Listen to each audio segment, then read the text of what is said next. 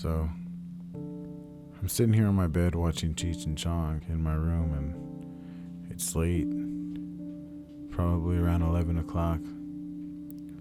I can hear the sound of my daughters playing from their room. It's calm. A freshly packed bowl of marijuana sits on the side table. Half the bowl burnt because I've already hit it once. And I'm thinking, this stuff, the weed stuff, this plant, where did it come from? And why does it have such a bad reputation? So sitting on my bed, and through the power of the internet, I did some research.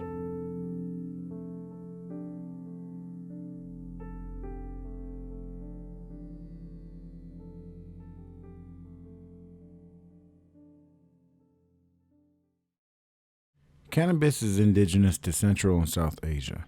There's evidence of inhalation of cannabis smoke from the years 3000 through 2000 BC. Specifically burnt seeds found in a ritual brazier, which is like an old fire pit at an ancient burial site in present-day Rome. Look, as much research as I did, there are so many conflicting reports of the actual beginning of the use of marijuana.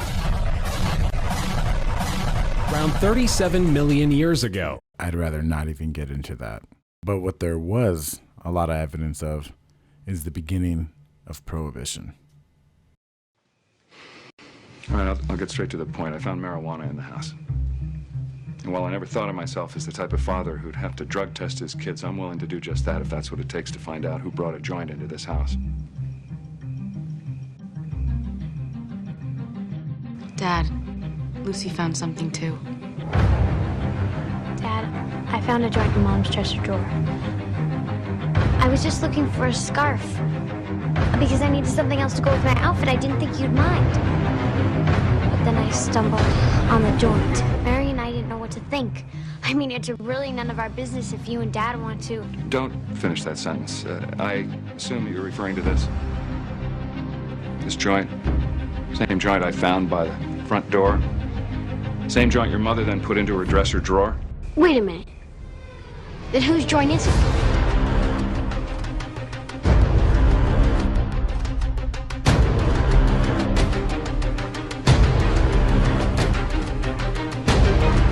It's mine.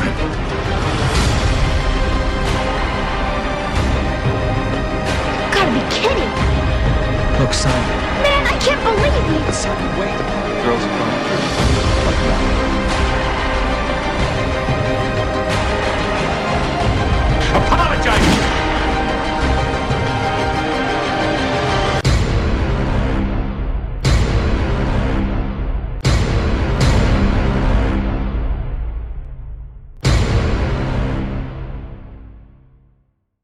In the early 1900s, people were very interested in what they called hemp at the time. Not only was it used for recreational use, which is always the first thing people think of, but by the start of the 1920s, hemp was being used to make clothing, paper, rope, plastic, medicine, and so much more. The 20s were truly the best years for marijuana.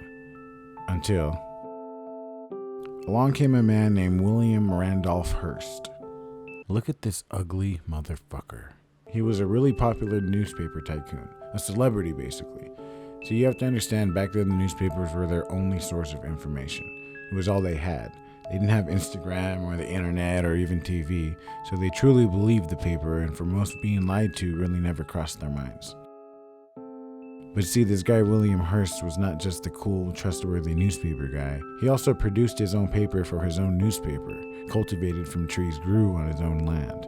Hearst, the smart guy he was, started to see that hemp was gaining popularity. He knew that hemp could be grown a lot quicker and on a lot less land. Hearst had already spent millions of dollars on forest and he had to do something. So what did he do? He blamed the Mexicans.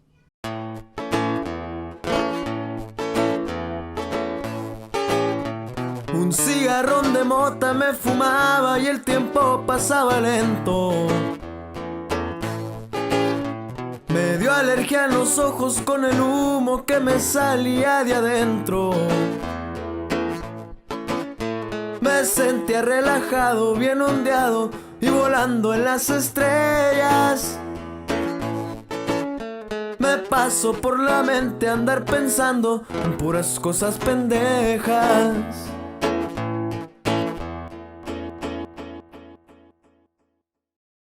Hearst decided the best way to make sure hemp didn't take over like it should have is by attacking its recreational use and tying it to Mexican Americans who at the time didn't have a great relationship with white Americans. So Hearst had his newspapers start putting out articles bashing hemp in a clever way. He didn't call it hemp, which had a good reputation in America. He started calling it marijuana, which no one in America had even heard of yet. He used that to his advantage and portrayed it as an evil Mexican drug. He used racism to fuel the hate for marijuana you see today. And that same formula continued all the way through the 70s when it was racism against blacks and eventually labeled a Schedule I drug. It was a snowball effect. Really, I want you to put that into perspective. Weed was flourishing. It was all over the world. It was being used to make all these things like paper and plastic and clothes, and people were smoking it everywhere and no one thought twice about it. In the 1920s, that was less than 100 years ago. And just because this slimy, selfish piece of shit wanted to make more money than he already had, we deal with what we deal with today. It's a history of lies and racism to a society too innocent to think twice about it. But there are flaws in their plan now. They didn't know that we'd get smarter. They didn't know we'd eventually be able to click a button and learn about weed from a guy smoking weed while we smoke weed. I'm still sitting here on my bed, writing, reading. It's a little after midnight now. The kids are asleep. I'm still sitting here on my bed, writing, reading, learning, and I'm starting to see. I'm not the first person to think this. There were so many people before me, and there will be so many people after me whose lives will be saved by marijuana. And all I can do is appreciate it and spread the word. I'll see you guys next week. Peace.